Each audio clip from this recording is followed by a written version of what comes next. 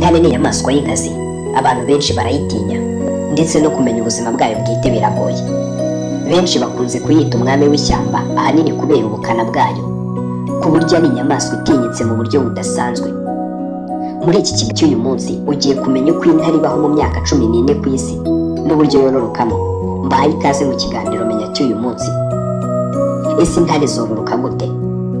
Mu gihe cy'ubukonje intare y'ingabo ifata intare y'ingore ikayimarana iminsi 2. Icyo gihe ishobora gukora imibonano mpuzabitsina inshuro ziri hagati y'100 na 120. Iyi ntare ingore iri gusenzanya n'intare y'ingabo ifite uburyo ijya ku ruhande igahura n'izindi ngabo twakwita nko kuyica inyuma, kugira ngo nibyara izo zindi zizabashe kurinda abana bayo. Kubera ko ingabo iba irimo kubangurira iyi ngore, muri ya minsi 2 zimarana ingabo igeraho ikananirwa cyane igasinzira.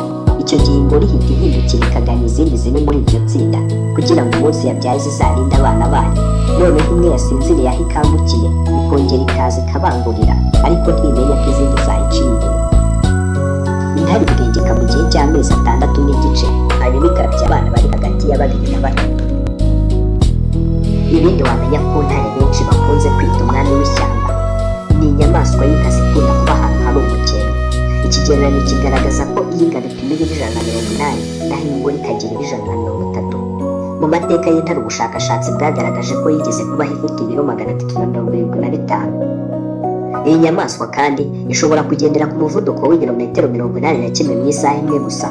Urusaku rwayo igihe itonoma rushobora kumvikana mu birometero 8 uvuye aho iri. Intare y'ingabo biroroshye cyane kuyimenya kubera ubwoya bwinshi buzwi nk'umugara cyangwa se mers iba ifite ahagana ku ijosi, ndetse intare zifite ubwoya bwijimye zikunda gukurura ingore cyane.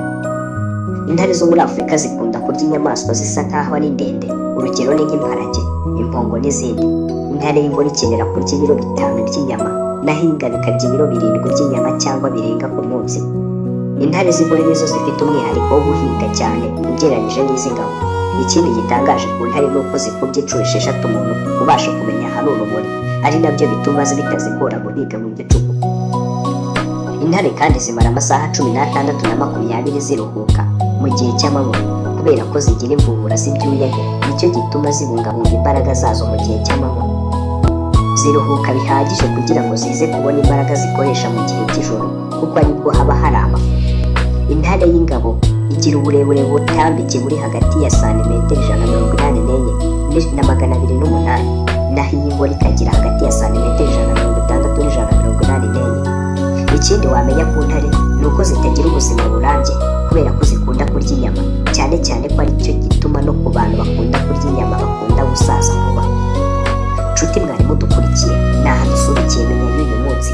Uyu munsi narindi kukubwira ku buzima bw'intare.